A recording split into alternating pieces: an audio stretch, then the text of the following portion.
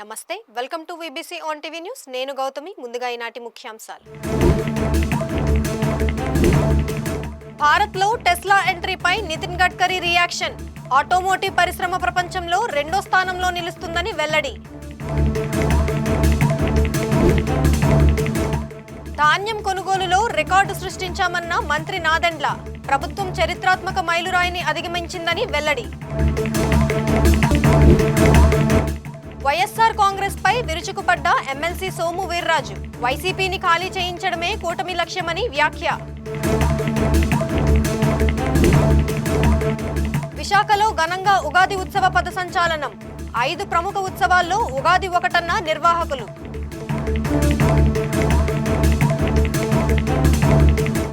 అమెరికాకు చెందిన ఎలక్ట్రిక్ కార్ల తయారీ సంస్థ టెస్లా భారత్ మార్కెట్లో అడుగుపెట్టేందుకు సన్నాహాలు చేస్తున్న విషయం తెలిసిందే. షోరూం కోసం ముంబై బాంద్రా కుర్లా కాంప్లెక్స్ లో 4000 చదరపు అడుగుల స్థలాన్ని ఆ కంపెనీ అద్దెకు తీసుకుంది. మరోవైపు ఉద్యోగ నియామక ప్రక్రియ సైతం చేపడుతోంది. ఈ నేపథ్యంలో టెస్లా రాకతో దేశీయ కార్ల తయారీ కంపెనీలపై ప్రభావం అనే అంశ చర్చకు వస్తోంది. దీనిపై భిన్నాభిప్రాయాలు వ్యక్తమవుతున్నాయి. తాజాగా ఇదే విషయంపై కేంద్ర రోడ్డు రవాణా రహదారుల మంత్రి నితిన్ గడ్కరీ స్పందించారు.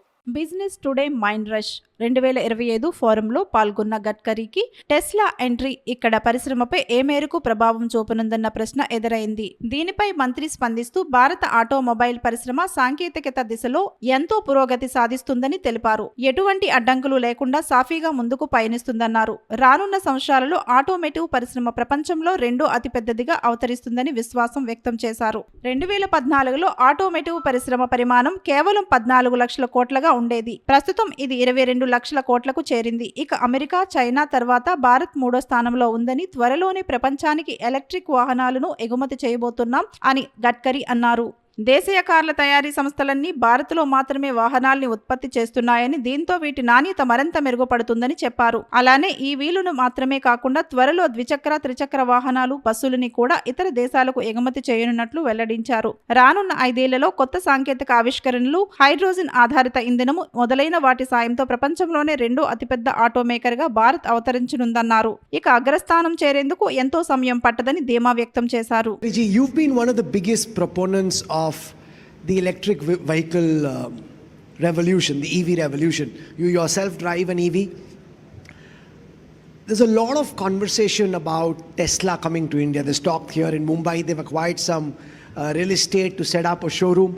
How do you see this, the entry of Elon Musk into India and the impact that can potentially have on Indian automakers, given your government's push towards Atmanirbhar Bharat and encouraging Indian companies and others to manufacture in India? आपने doctor Jaishankar जी को ये प्रश्न नहीं पूछा. देखिए, पहली बात तो ऐसी है कि मैं जब मंत्री बना तो हमारी ऑटोमोबाइल इंडस्ट्री का साइज 14 लाख करोड़ था. आज हमारा साइज 22 लाख करोड़ है. यूएसए का 78 लाख करोड़ है. चाइना का 49 लाख करोड़ है. और जिस प्रकार से हमारे ऑटोमोबाइल इंडस्ट्री काम करते बैठे हैं टीवीएस वाले, इनका 50% टू व्हीलर एक्सपोर्ट होता है. अब ये इलेक्ट्रिक भी एक्सपोर्ट होने वाला है.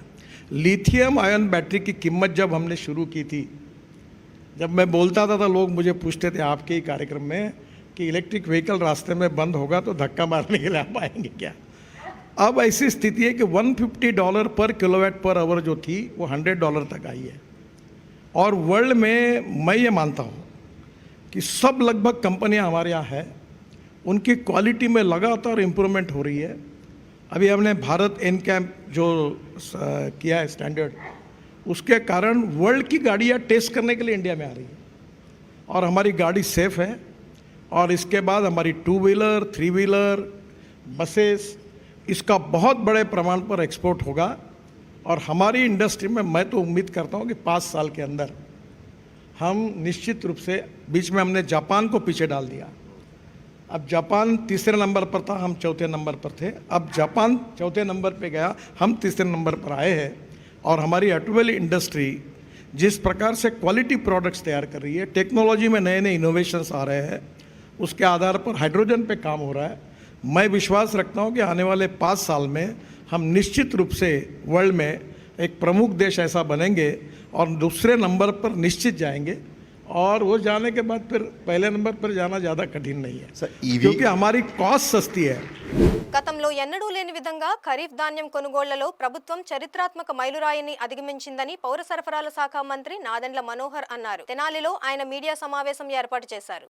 ఈ సందర్భంగా మంత్రి నాదెండ్ల మనోహర్ మాట్లాడుతూ రాష్ట్రంలో ఈ నెల 22 నాటికి 8,003 కోట్ల మేర ధాన్యం కొనుగోళ్లతో రికార్డు సృష్టించామని, 34.78 లక్షల మెట్రిక్ టన్నుల ధాన్యాన్ని 5.49 లక్షల మంది రైతుల నుంచి సేకరించి గంటల వ్యవధిలోనే నగదు జమ చేశామని చెప్పారు. వైఎస్ కాంగ్రెస్ పార్టీ పాలనలో నెల్లూరు జిల్లాలో ధాన్యం కొనుగోళ్లలో భారీగా అవకతవకలు జరిగాయని, అన్నదాతలకు చెందాల్సిన నగదును కొందరు మింగేశారని ఆరోపించారు. విద్యాశాఖ మంత్రి లోకేష్ చొరవతో వచ్చే విద్యా సంవత్సరం నుంచి పాఠశాలల మధ్యాహ్న భోజన పథకానికి సన్నబియ్యం అందించనున్నామని పేర్కొన్నారు.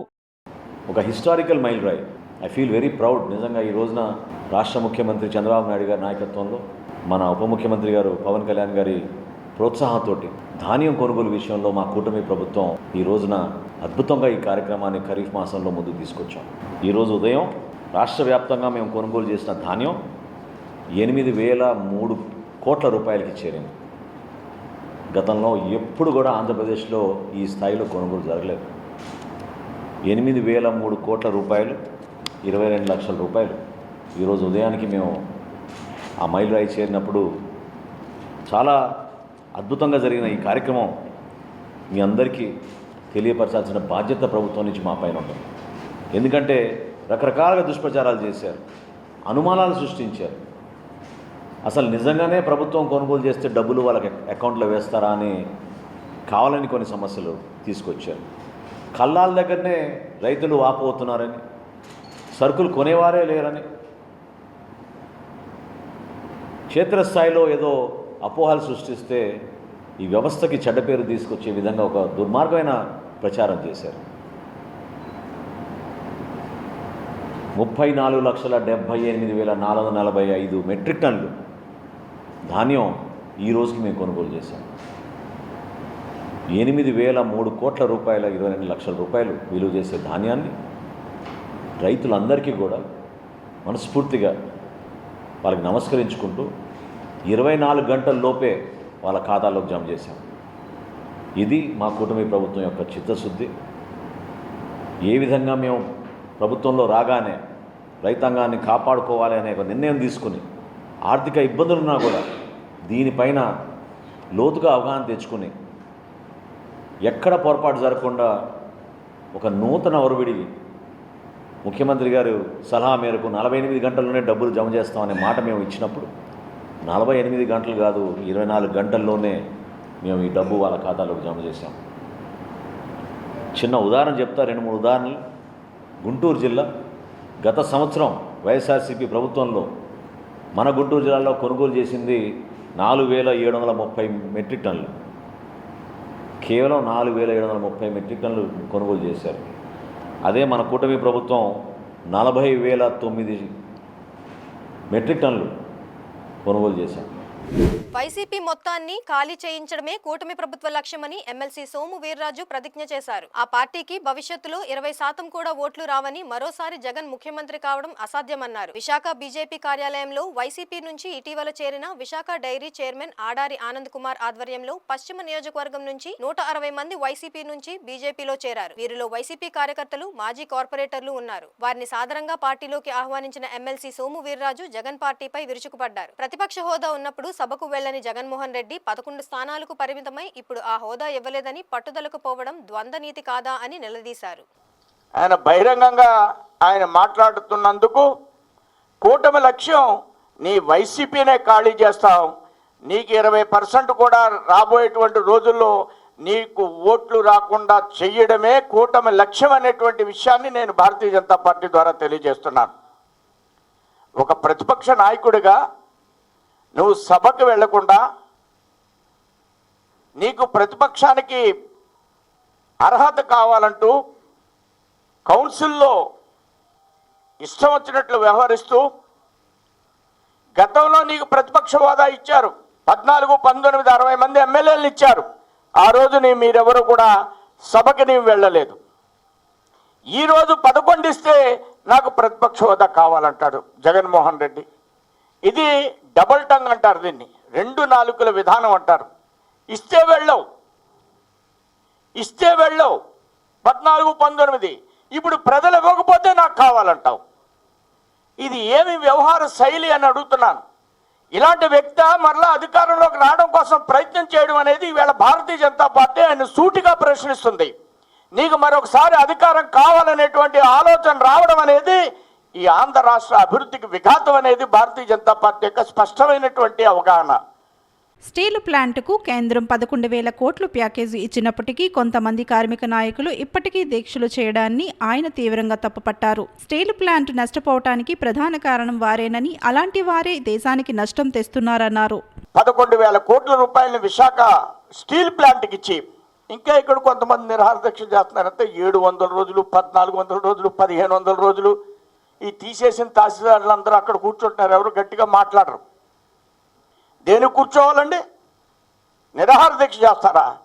మీకు అసలు బుర్ర ఉందా అని అడుగుతున్నాను నేను వాళ్ళందరినీ. రేపుదని గట్టిగా స్టేట్మెంట్ ఇవ్వాలి దీని మీద. ఈ స్టీల్ ప్లాంట్ నష్టపోవడానికి ప్రధానమైనటువంటి కారణం ఎవరైతే ఇక్కడ కార్మిక నాయకులు ఉన్నారో వాళ్ళదే ప్రధానమైనటువంటి కారణం అనేటువంటి విషయాన్ని నేను ఘంటాపదంగా చెప్తున్నాను. మీ ఆస్తులంతా మీరు ఎక్కడి నుంచి వచ్చారు ఈ స్టీల్ ప్లాంట్ నాయకులుగా ఎదగడానికి? ఎక్కడిది ఈ డబ్బంతా? ఎవరిని రెచ్చగొడుతున్నారు? భారతదేశాన్ని నష్టం తీసేటువంటి పరిస్థితుల్లో మీరు ఎలా ఉద్యమాలు చేస్తూ ఉన్నారు? ఈ స్టీల్ ప్లాంట్ని ఆధారం చేసుకుని ఈ ప్రాంతంలో అభివృద్ధి లేకుండా ప్రయత్నం చేయాలనేటువంటి ఒక శక్తి స్టీల్ ప్లాంట్ని ఆధారం చేసుకుని దాన్ని కూడా నాశనం చేయాలనుకుంటే వాళ్ళకి సవాలు ఇస్తున్న ఈ స్టీల్ ప్లాంట్ని లాభాల్లోకి తీసుకొచ్చి దేశంలోనే ఒక అద్భుతమైనటువంటి స్టీల్ ప్లాంట్గా తీసుకెళ్లేటువంటి బాధ్యతని ఇవాళ నరేంద్ర మోడీ గారు స్వీకరించారు. రాష్ట్ర సేవికా సమితి ఆధ్వర్యంలో ఉగాది ఉత్సవ పథ సంచాలనం విశాఖలోని ప్రేమ సమాజం ప్రాంగణంలో ఘనంగా నిర్వహించారు. ధ్వజ ప్రణామం చేసిన సభ్యులు ప్రార్థనా గీతంతో కార్యక్రమాన్ని ప్రారంభించారు. ఆర్ఎస్ఎస్ లో మహిళా విభాగమైన రాష్ట్ర సేవికా సమితి ఏటా నిర్వహించే 5 ప్రముఖ ఉత్సవాల్లో ఉగాది ఉత్సవం ఒకటి. ఈ సందర్భంగా నిర్వహించిన ఘోష్ యాత్ర నీలమ వేప చెట్టు, Assam gardens, Leela Mahal road, Saraswati park, డాబా గార్డెన్స్, అంబేద్కర్ సర్కిల్ మీదుగా విశాఖ సేవా సదన్ పాఠశాల వరకు సాగింది. అంతకుముందు జరిగిన సభా కార్యక్రమానికి బీజేపీ మహిళా నాయకురాలు సుహాసిని ఆనంద్ ముఖ్య అతిథిగా పాల్గొని ఉగాది విశిష్టతను వివరించారు. ఒక చరిత్ర కలిగిన మహిళా విభాగంగా రాష్ట్ర సేవికా సమితి ఎప్పటికీ నిలిచిపోతుందన్నారు. సమాజ హితానికి మహిళలు ఏ విధంగా ఉపయోగపడాలో వివరించడంతో పాటు స్వీయ రక్షణలో తమను తాము తీర్చిదిద్దుకోవడంలో పరిపూర్ణ శిక్షణ రాష్ట్ర సేవికా సమితిలో లభిస్తుందన్నారు. ఈరోజు ఇక్కడ ప్రేమ సమాజం విశాఖపట్నంలో రాష్ట్రీయ సేవికా సమితి అంటే రాష్ట్రీయ స్వయం సేవక్ సంఘ్లో మహిళా విభాగం ఇది చాలా ప్రాచుర్యం. 1936లో లక్ష్మీబాయి కేల్కర్ గారు దీన్ని ప్రారంభించారు. ఈరోజు ఉగాది సందర్భంగా మహిళలందరూ మహిళా విభాగం ఇక్కడ పద సంచలనం జరుగుతోంది. అంటే మహిళలు ఎంత దృఢంగా ఆత్మవిశ్వాసంతో యోగా ఇవన్నీ కూడా ప్రాక్టీస్ చేస్తూ విద్య వైద్యం అన్ని విధాలుగా కూడా ఒక అవగాహన సదస్సులు వాళ్ళకి క్రియేట్ చేసి కొన్ని కేంద్రాలుగా కొన్ని ప్రాజెక్ట్స్ మహిళలు కూడా ప్రత్యేకంగా ఈ సమాజం కోసం మన సంస్కృతిని సాంప్రదాయాన్ని నిలబెట్టే విధంగా మహిళల యొక్క పాత్ర సమాజంలో ఎంత ముఖ్యమో ఈరోజు ఈ రాష్ట్రీయ సేవికా సమితిని చూస్తే మనకు తెలుస్తుంది. వీరు ప్రతి వారము ఒకసారి అందులో మహిళలకి ఏంటంటే ఇంట్లో కుటుంబాన్ని చూసుకుని ఇంట్లో పనులన్నీ చక్కబెట్టుకుని బయటకు వచ్చి సంఘాన్ని ఉద్ధరించాలి అంటే మహిళకి చాలా అందులో పేషెన్స్తో పాటు ఓర్పు ఓదార్పుతో మహిళ బయటికి రావాల్సి ఉంది. కాబట్టి ఇక్కడ మనం వీళ్ళది ఒక్కొక్కటి కనుక పరిశీలిస్తే అందులో ప్రత్యేకించి ఉగాది మన తెలుగువారి పండగ మొట్టమొదటి పండగ. ఈ ఉగాది సంబరాల్లో అంటే 5 పండుగలు మెయిన్గా చేస్తూ ఉంటారు సేవికా సమితి వారు. అందులో ఈరోజు ఉగాది మొట్టమొదటి పండగ మనకి సంవత్సరం అంతట్లో వచ్చేది. దాని యొక్క ప్రాముఖ్యతని ఈసారి మళ్ళీ అందరూ కూడా తలుచుకుంటూ ధ్వజానికి వారు ప్రణామం చేస్తూ ఒక గణవేష్ అంటే వాళ్ళు ఒక యూనిఫామ్ ఉంటుంది, అంటే ఒక డిసిప్లిన్ ఒక పద్ధతి ఏ విధంగా ఈ సంఘంలో మనము మన విలువలతో ఎదరికెళ్ళాలి, తర్వాత జనరేషన్స్కి ఏ విధంగా మనం ఈ విద్యని ఈ యొక్క సంస్కృతిని మనం బోధించాలి అన్నది ఈరోజు ఇక్కడ తెలుస్తుంది. రాష్ట్ర సేవికా సమితి జిల్లా కార్యవాహిక కె నర్మద, జిల్లా సహకార్యవాహిక కె పద్మజ మాట్లాడుతూ సనాతన విలువలను ఆచార వ్యవహారాలను బాల్యదశ నుంచే శాఖలో నేర్పిస్తామన్నారు. బాలికల్లో క్రమశిక్షణ స్వీయ రక్షణకు పెద్దపీట వేస్తూ వారిని తీర్చిదిద్దినట్లు తెలిపారు. జిల్లా కార్యవాహికను సమితి అన్నది రోజు శాఖ అని అవుతుంది. శాఖ అంటే ఒక గంట సమయం పిల్లలందరూ వచ్చి ధ్వజం పెట్టుకుని అక్కడ ఒక మంచి శ్లోకం చెప్పుకుంటారు, శ్లోకానికి అర్థం చెప్తారు.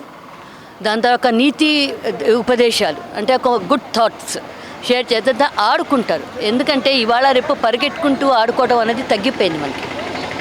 పరిగెట్టుకుంటూ ఆడుకుంటారు. ఇవాళ వారంలో జరిగిన ముఖ్య అంశాలు ఏవైనా ఉంటే దాని మీద డిస్కస్ చేస్తారు. ఇప్పుడు మన సునీత విలియమ్స్ వచ్చారు, దాని మీద చెప్తారు. దాని మీద చెప్పి అందరూ ప్రార్థన చేసుకుంటాము, ముగిస్తాము. ఈ ప్రతిరోజు జరిగే శాఖ చిన్నపిల్లలు పెద్దవాళ్ళు అందరూ వస్తారు. వారానికి అందరూ ఆడవాళ్ళం కాబట్టి ఉద్యోగాలు చేస్తాము, గృహిణీలు అంటే వారానికి ఒక సాప్తాహికని పెట్టుకుంటాం. సాప్తాహిక కూడా మధ్యాహ్నం పూట 3 నుంచి 4, 3 నుంచి 5 దాంట్లో కూడా యోగా నేర్పిస్తాము. దాంట్లో మంచి మంచి కార్యక్రమాలు చెప్తాము. అంటే ఏదైతే మనకి ఇప్పుడు సమాజానికి అవసరమో అనేది. ఇప్పుడు ఉన్న సమాజ పరిస్థితుల్లో మనకి ముందు కావాల్సింది ఏంటంటే అమ్మాయిలు వాళ్ళు సెల్ఫ్ డిఫెన్స్కి ప్రిపేర్ అవ్వాలి. ఎవడో వచ్చి రక్షిస్తాడని ఎప్పుడు దాకా ఎదురు చూస్తాము? అది నేర్పించడానికంటే ముందు వాళ్ళకి కాన్ఫిడెన్స్ రావాలి. ఆ కాన్ఫిడెన్స్ వేసి స్టేట్ ఫియర్ పోవాలి. సో మా శాఖ ద్వారా, మా కార్యక్రమాల ద్వారా మేము పిల్లల్ని అలా దిద్దుతాం. We train them in that manner అందరినీ చేసుకుంటూ. సో ఇవాళ ఈ ఉగాది ఉత్సవం మాకు ఈ ఉత్సవాల్లో చెప్పినట్టుగా ఫస్ట్ ఉత్సవం. సో ఈ ఉత్సవంలో ప్రారంభిస్తాము. ఇది హిందూ సంవత్సరాది కూడా మనం అంటాము. దాన్ని మాకు చాలా ఇంపార్టెంట్ ఉత్సవం ఇది. ధన్యవాదాలు. సేవికా సమితి అఖిల భారత మహిళా సంస్థ. నా పేరు కే పద్మజ. నేను జిల్లా సహకార్యవాహికని. నా పక్కన ఉన్నవారు శ్రీమతి నర్మద గారు, ఆవిడ జిల్లా కార్యవాహిక. రాష్ట్ర సేవికా సమితిని 1936వ సంవత్సరంలో వార్ధాలోని లక్ష్మీబాయి కేల్కర్ ప్రారంభించారు. ఇందులోని మహిళలందరికీ కూడా అంటే ముఖ్యంగా బాలికలకి సెల్ఫ్ డిఫెన్స్, సెల్ఫ్ కాన్ఫిడెన్స్, తర్వాత సంస్కారాలు అన్నీ కూడా వాళ్ళకి నేర్పించడం జరుగుతుంది. అందులోని భాగంగాని మేము సంస్కృతిలోని భాగంగా 5 ఉత్సవాలను జరపడం జరుగుతుంది. అందులో మొట్టమొదటిది ఉగాది. ఈ ఉగాది సందర్భంగా ఈ రోజున మేము ఇక్కడ ఉత్సవం జరుపుతున్నాము. ఇక్కడ ఉత్సవం అయిన తర్వాత ఇక్కడ నుంచి పద సంచలనం మొదలవుతుంది. దీనిలో ఘోష్ అంటే బ్యాండ్ సహితంగా ఇక్కడ నుంచి మేము తరలి విశాఖ సేవా సదన్కి వెళ్ళటం జరుగుతుంది. ఇక్కడ మున్సిపల్ ఆఫీస్ వెనకాల ఉన్నటువంటి విశాఖ సేవా సదన్ మున్సిపల్ స్కూల్కి వెళ్ళటం జరుగుతుంది. సొసైటీకి మెసేజ్ ఇవ్వడం ఏంటంటే హిందుత్వము, తర్వాత సంస్కృతి, పిల్లలు ప్రవర్తన, వాళ్ళ తాలూకు సంస్కారాలు, ఆడపిల్లలు ఎలా ఉండాలి, ఆ తర్వాత వాళ్ళని వాళ్ళు కాపాడుకోవాలి. ప్రస్తుతం ఉన్నటువంటి సామాజిక పరిస్థితుల్లో ఆడపిల్లలకి రక్షణ తక్కువగా ఉంది కాబట్టి వాళ్ళ రక్షణని వాళ్ళు ఎలా ఏర్పాటు చేసుకోవాలన్నది మేము నేర్పిస్తూ ఉంటాము. దీని గురించి మేము ప్రతి సంవత్సరం కూడా వాళ్ళకి శిక్షణ ఇవ్వడం అనేది జరుగుతుంది. 4 తపాలుగా మేము శిక్షణ ఇస్తాం అనమాట. 7 రోజులకి ఒక శిక్షణ, 15 రోజుల శిక్షణ ఒకటి, ఆ తర్వాత మళ్ళీ ఇంకో 15 రోజుల శిక్షణ, తర్వాత మళ్ళీ ఇంకో 15 రోజుల శిక్షణ. అంటే ప్రాథమిక ఆ విధంగా మేము వాళ్ళకి తర్ఫీదు ఇవ్వడం అన్నది జరుగుతుంది పిల్లలకి. యాక్చువల్ అంటే ఇందులోని శిశుగణ ఉంటుంది. శిశుగణ అంటే చాలా చిన్న పిల్లలు, 1, 2, 3 తరగతి పిల్లలు ఉంటారు, 4, 5 తరగతి దాకా అని. తర్వాత బాలగణ ఉంటారు, అంటే 6వ తరగతి నుంచి 8వ తరగతి దాకా పిల్లలు ఉంటారు. తరుణిగణ 9వ తరగతి నుంచి ఇంటర్, డిగ్రీ దాకా ఉంటారు. తర్వాత గృహిణులు ఉంటారు. అన్ని వయసుల మహిళలు కూడా ఇందులో ఉండడం అన్నది జరుగుతుంది. గోవాడ చక్కెర కర్మాగారంలో 240 KL సామర్థ్యంతో డిస్టిలరీ యూనిట్ ఏర్పాటుకు కృషి చేస్తున్నట్లు ఎమ్మెల్యే KSNS రాజు తెలిపారు. కర్మాగారానికి ఆర్థికంగా ఆదుకోవడంతో పాటు అనుబంధ పరిశ్రమల ఏర్పాటు కోరుతూ మాడుగుల ఎమ్మెల్యే బండారు సత్యనారాయణమూర్తితో కలిసి ముఖ్యమంత్రి చంద్రబాబు నాయుడుకి విన్నవించినట్లు ఎమ్మెల్యే తెలిపారు. ఈ నేపథ్యంలో చోడవరంలో విలేకరుల సమావేశం నిర్వహించారు. ఈ సందర్భంగా KSNS రాజు మాట్లాడుతూ చక్కెర ఉత్పత్తి అయ్యే ఖర్చు కంటే మార్కెట్లో తక్కువకు పంచదార విక్రయించాల్సి రావడంతో కర్మాగారానికి నష్టం వస్తుందన్నారు. తక్షణ సాయంగా ప్రభుత్వం నుంచి నిధులు తీసుకురావడం కంటే శాశ్వత పరిష్కారం చూపేందుకు ఆలోచన చేస్తున్నట్లు చెప్పారు. ఇందులో భాగంగానే ఇథినాల్ డిస్టిలరీ యూనిట్ ప్రతిపాదన వచ్చిందన్నారు. డిస్టిలరీ యూనిట్ సహకార రంగంలోనే ఏర్పాటు చేయనున్నట్లు పేర్కొన్నారు. దీనికి కేంద్ర ప్రభుత్వం 6% వడ్డీపై రుణం ఇస్తుందన్నారు. యూనిట్ ఏర్పాటుకు 300 కోట్లు, ముడిసరుకు కొనుగోలుకు 40 కోట్లు రుణం అవసరమవుతుందని ముఖ్యమంత్రికి అందజేసిన ప్రతిపాదనలో పేర్కొన్నట్లు చెప్పారు. ఈ ప్రతిపాదనకు సీఎం చంద్రబాబు సుముఖత వ్యక్తం చేశారని, సమగ్ర నివేదిక రూపొందించాలని పరిశ్రమల శాఖ కార్యదర్శి యువరాజుకు ఆదేశాలిచ్చారన్నారు. ఎంపీ సీఎం రమేష్తో త్వరలో అఖిలపక్ష సమావేశం ఏర్పాటు చేసి అన్ని అంశాలు చర్చిస్తామన్నారు. దానికి డిపిఆర్ తయారు చేయడం కోసం ఒక సంస్థ కూడా గతంలో నేను పత్రికా సోదరులకు కూడా చెప్పాను, ఆ సంస్థకు అప్పచెప్పారు. వారు కూడా అతి త్వరలో వచ్చి డిపిఆర్ తయారు చేస్తారు. ఈ లోపు నేను ఏం చేశానంటే 4 మండలాల తహసీల్దార్స్తో మాట్లాడి ఇప్పుడు ఏదైతే రోడ్డు ఉందో ఈ రోడ్డు విస్తీర్ణం ప్రభుత్వ భూమి యాజ్ పర్ ఎఫ్ఎంబి వరకు ఎంత ఉంది, ఇంకా మనం ఏమని చేసి ల్యాండ్ ఎక్విజిషన్ ఎంత చేయవలసి ఉంటుంది. ఓళ్ళల్లో ఎక్కడైతే ప్రజలు బాగా వ్యాపారాలు చేసుకొని ఉంటున్నారో అక్కడ 40 అడుగులు 40 అడుగులు 40 అడుగులు అంటే 80 అడుగులు అండి. ఊరు దాటిన తర్వాత 100 అడుగులు ఇటు 50 అటు 50 ఆ విధంగా అభివృద్ధి చేయాలన్నటువంటి ఆలోచన అది. ఆ విధంగానే డిపిఆర్ తయారు చేసి అధికారులందరితో కూర్చొని మాట్లాడి చేసి 100% మన ఫ్యాక్టరీ ఎలాగైతే మనం అనుకొని మనం ముందుకెళ్తున్నామో ఈ రోడ్డు విషయంలో కూడా స్టేట్ హైవేగా పీపీపీ మోడ్లోని మనం అనుకున్నట్టు 80 అడుగులు 100 అడుగులు ఊర్లో 80 ఊరు దాటి 100 అడుగులు చేసి దాంట్లో కూడా R&R ప్యాకేజ్ పెట్టామండి. ఎందుకంటే జనరల్గా రోడ్ అనేసరికి అందరూ భయపడతారు. R&R అంటే రిలీఫ్ అండ్ రీహాబిలిటేషన్. ఒకటి ఎవరికైతే ప్రైవేట్ భూమి పోతుందో వాడికి నష్టపరిహారం చెల్లిస్తాం. రీహాబిలిటేషన్ ఎవరైతే ఉపాధి కోల్పోతారో ఈ రోడ్ల విస్తరణ వల్ల వాళ్ళందరికీ ఉపాధి కల్పిస్తాం. ఒకే ఒక్క విషయం నేను చెప్తానండి, ఎక్కడ హైరాణ పడిపోయి మనకేమని చేసి మార్కింగ్లు ఇచ్చేసి బడ్డీలు కొట్టేసి షాపులు కొట్టేసి ఆ విధంగా రోడ్డు విస్తరణ కార్యక్రమం జరగదు. ఎవరైతే ఈ రోడ్డు విస్తరణ జరగడం వల్ల ఇబ్బంది పడతారో వ్యాపారాలు నష్టపోతారో వాళ్ళకి పునరావాసం కల్పించి వాళ్ళకి మనం కడతానుకున్న షాపులో లేకపోతే ఏ విధంగా వాళ్ళకి ఆల్టర్నేటివ్ చూపిద్దాం అనుకుంటున్నాం అక్కడ ఆల్టర్నేటివ్ వాళ్ళకి ఉపాధి చూపించి ఈ రోడ్డు పని ప్రారంభిస్తామండి. ఇది కక్షపూరితమైన ప్రభుత్వమో ప్రజలను ఇబ్బంది పెట్టే ప్రభుత్వం కాదండి. కూటమి ప్రభుత్వం ఫ్రెండ్లీ గవర్నమెంట్. ఈ ప్రభుత్వం మీరు అందరూ చూసారు, ఇసుక ఎంత ఇబ్బంది పడ్డారండి. ఒక ఇసుక ఏమో బండి మీద వెళ్తే పశువులు తీసుకెళ్లి కోర్టులో పెట్టి బండి తీసుకెళ్లి స్టేషన్లో పెట్టి ప్రభుత్వాన్ని మనం చూసాం. ఇవాళ ఏమని చెప్పేసి ట్రాక్టర్ మీద ఇసుక కూడా మాట్లాడాలండి. ఇసుక ఎంతవరకు పరిమితం అండి? లోకలా లేదంటే జిల్లా దాటి వెళ్ళొచ్చు? మండలాన్ని ఒక యూనిట్గా ఇసుక తోలుకోవచ్చు. అదేవిధంగా స్థానికంగా కలెక్టర్ గారు కానీ ఇతర అధికారులు మేము చెప్పామండి, మట్టి కానీ గ్రావెల్ కానీ అక్కడికక్కడ స్థానిక అవసరాలకు వాడుకుంటున్నారు.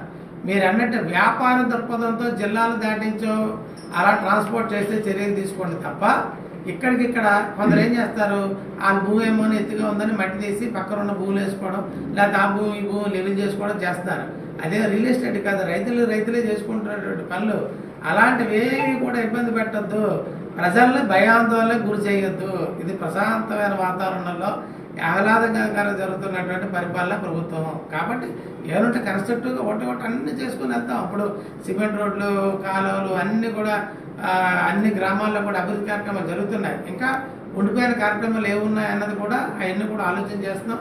రెండోది ప్రధానంగా చెప్పదలుచుకున్నదండి, ఒకటి సూపర్ 6 పథకాల్లో పెన్షన్ పథకాన్ని అమలు చేస్తాం, గ్యాస్ పథకాన్ని అమలు చేస్తాం.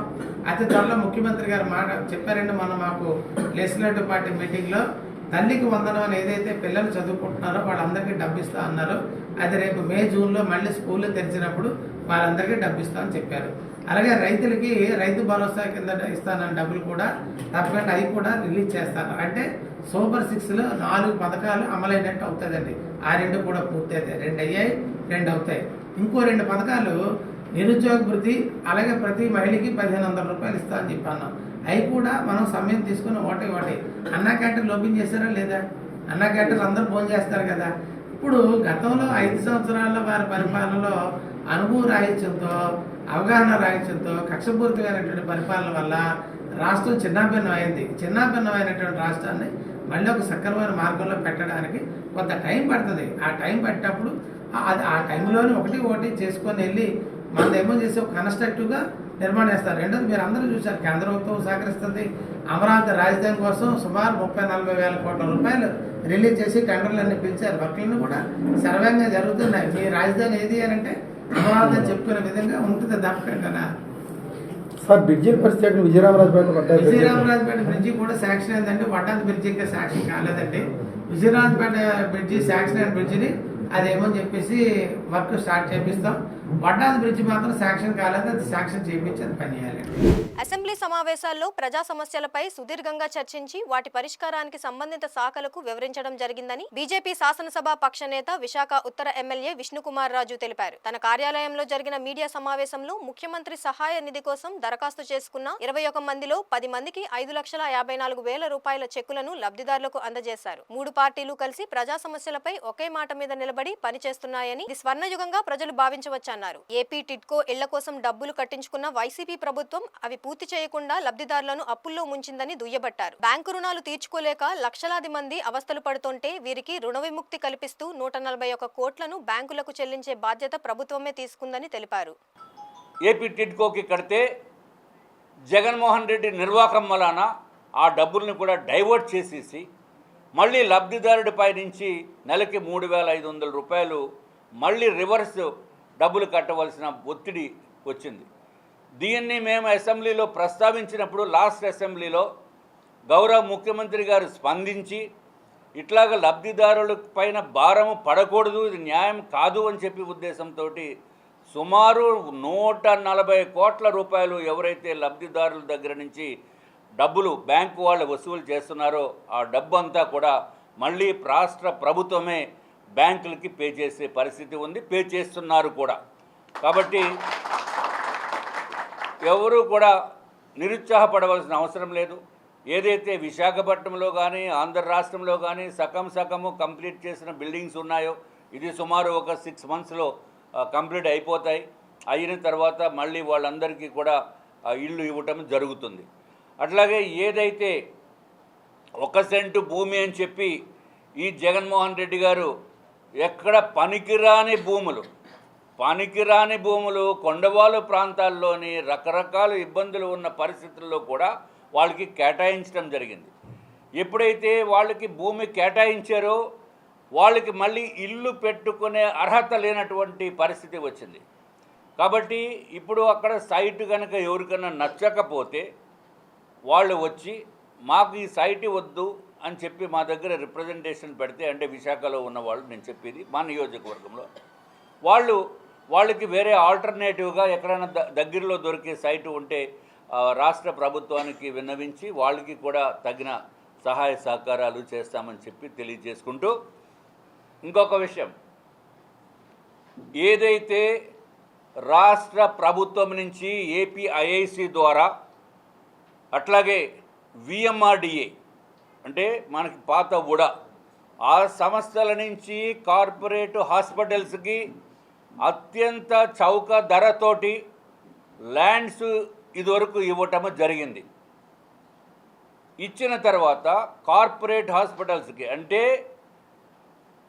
హెల్త్ సిటీ కంప్లీట్గా ఆరిలోవా హెల్త్ సిటీకి 35 కార్పొరేట్ హాస్పిటల్స్కి తక్కువ ధరతోటి ల్యాండ్స్ అలాట్ చేయించి దాంట్లో కండిషన్ ఏమని పెట్టారంటే 10% అంటే 100 మందికి ఓపీ కనుక ఉంటే 10 మందికి ఉచితంగా ఓపీ చూడాలి. అట్లాగే 15% 15% బెడ్స్ కూడా ఇచ్చి ఉచిత ట్రీట్మెంట్ చేయాలి. ఇది ఒక్కటే కాకుండా ఐటీడీఏలోని పిల్లలు ఎవరైతే ఎస్సీ ఎస్టీ సామాజిక వర్గానికి చెందిన వాళ్ళకి ఉచితంగా ట్రీట్మెంట్ చేయాలి అని చెప్పి హాస్టల్స్లో ఉన్న వాళ్ళకి ఉచితంగా ట్రీట్మెంట్ చేయాలని చెప్పి కండిషన్స్ ఉన్నాయి. ఎవరన్నా ఒక్క కండిషన్ ఫాలో అవుతున్నారా? 10 సంవత్సరాలు 15 సంవత్సరాల నుంచి ఈ కండిషన్స్ ఉన్నప్పటికీ కూడా ఎవరన్నా ఈ గొంతు ఎత్తి మాట్లాడారా? మీరు ఒకసారి ఆలోచించండి. ఒక్కడు కూడా మాట్లాడలా, ఎవరు పాటించడం లేదు.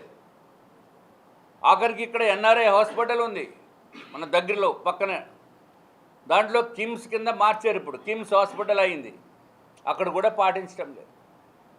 ఇక్కడైతే మరీ దారుణం, గజము 270 రూపాయలకి ఇచ్చారు. ఎక్కడండి? సీతమ్మ దారిలో గజము 270 రూపాయలకి, అది 2 లక్షల రూపాయలు ఉంటుంది. ఏదో 50 గజాలు కాదు ఇస్తా, 4,800 గజాలు ఇచ్చారు. అంటే 1 ఎకరం స్థలము సుమారు 8 లక్షలు 9 లక్షల రూపాయలు కంటే తక్కువగానే ఇచ్చారు. కండిషన్ ఏముంది? 10 to 15% ఉచితంగా ట్రీట్మెంట్ చేయాలి, బెడ్స్ ఇచ్చి 10% ఫ్రీ ఓపీ చేయాలి. ఎక్కడ చేస్తున్నారా? ఇప్పుడు చేయటం లేదు. కాబట్టి నేను మీ ద్వారా కార్పొరేట్ హాస్పిటల్స్కి కూడా తెలియజేసుకుంటున్నాం, ఆల్రెడీ జరిగిపోయింది. 10 సంవత్సరాల నుంచో 15 సంవత్సరాల నుంచో మీరు దోపిడీ చేశారు. మీ దగ్గర తిన్నది అంతా కక్కించాలంటే నాలాంటి వాడైతే కక్కిస్తాను. కానీ అట్లీస్ట్ మీరు ఇప్పటి నుంచైనా సరే ఆ సిస్టమ్ని అడాప్ట్ చేసి ఏదైతే కండిషన్స్ ఫుల్ఫిల్ చేయాలో ఆ కండిషన్స్ ప్రకారము చేయవలసిందిగా మీ ద్వారా electronic media and print media ద్వారా నేను తెలియజేసుకుంటున్నాను. ఇదే విషయము అసెంబ్లీలో కూడా మనం ప్రస్తావించడం జరిగింది. కొంతమంది అరిలోవలో ఏదైతే కండిషన్స్ ఉన్నాయో, కండిషన్స్ సేల్ అగ్రిమెంట్లో కండిషన్ 11, కండిషన్ 12 అని. కండిషన్ 11లో ఫ్రీ ట్రీట్మెంట్ గురించి ఉంది. కండిషన్ 12లో ఏదైతే ఈ పిల్లలకి ఎవరైతే హాస్టల్స్లో ఉన్నారో వాళ్ళకి కూడా ఫ్రీ ట్రీట్మెంట్ చేయాలని ఉంది. ఈ 2 కండిషన్స్ సేల్ అగ్రిమెంట్లో కొంతమంది తీయించేశారు. డబ్బులు ఇచ్చా లేకపోతే పొరపాటున అనేది మనకి తెలియదు. మళ్ళీ వాళ్ళ పైన కూడా తప్పనిసరిగా రాష్ట్ర ప్రభుత్వము ఏపీఐసి అధికారులు రివైజ్డ్ అగ్రిమెంట్లు చేయవలసిన అవసరం ఉంది, రివైజ్డ్ సేల్ డీడ్స్ చేయవలసిన అవసరం ఉంది. ఇవాళ ఏదన్నా ఒకటి మేనేజ్ చేసినా రేపొద్దునే బయటపడిపోతుంది. కాబట్టి ప్రజల ఆరోగ్యాన్ని దృష్టిలో పెట్టుకుని తప్పనిసరిగా ఈ కార్పొరేట్ హాస్పిటల్స్ వారు కూడా కొంచెం సహకరించవలసిన అవసరం ఉంది. మీరు సహకరించకపోతే ఏమి చేయాలో మాకు బాగా తెలుసు. కాబట్టి దయచేసి ఎవరన్నా నా దృష్టికి చాలా వచ్చినాయి. ఈ మధ్య కొన్ని కార్పొరేట్ హాస్పిటల్స్లో చనిపోయిన తర్వాత కూడా ట్రీట్మెంట్ చేసేస్తున్నారు. మనిషి చనిపోతాడు, వాడికి కూడా ట్రీట్మెంట్, బిల్స్ని దోపిడీ చేసాం గురించి. తిరుమల శ్రీవారిని సినీ నిర్మాత డివివి దానయ్య దర్శించుకున్నారు. వీఐపీ విరామ సమయంలో వచ్చిన వీరికి టీటీడీ అధికారులు స్వాగతం పలికి స్వామివారి దర్శన ఏర్పాట్లను చేశారు. దర్శనానంతరం ఆలయంలోని రంగనాయకుల మండపంలో వీరికి వేద పండితులు ఆశీర్వచనాలు పలికారు. అనంతరం టీటీడీ అధికారులు వీరికి స్వామివారి తీర్థప్రసాదాలు అందజేశారు.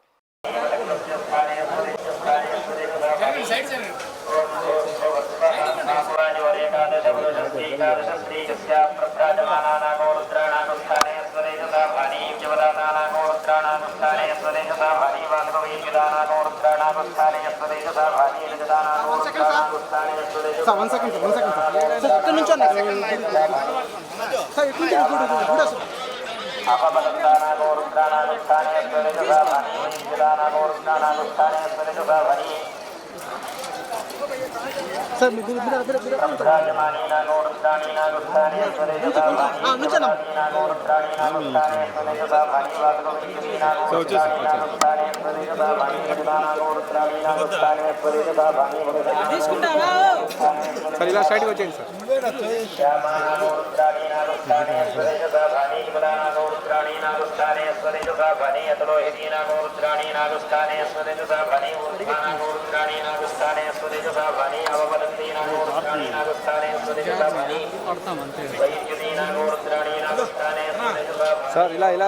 విశాఖ సింహాచలం ఉత్తరాంధ్ర ఆరాధ్య దైవం శ్రీ శ్రీ వరాహ లక్ష్మీ నరసింహస్వామి వారిని డి షో యాంకర్ ప్రదీప్ దర్శించుకున్నారు. అనంతరం ఆలయ అర్చకులు వీరికి స్వాగతం పలికి కప్పస్తంభానికి ఆలింగనం చేయించారు. దర్శనానంతరం వీరికి స్వామివారి తీర్థప్రసాదాలు, చిత్రపటాన్ని అందించారు.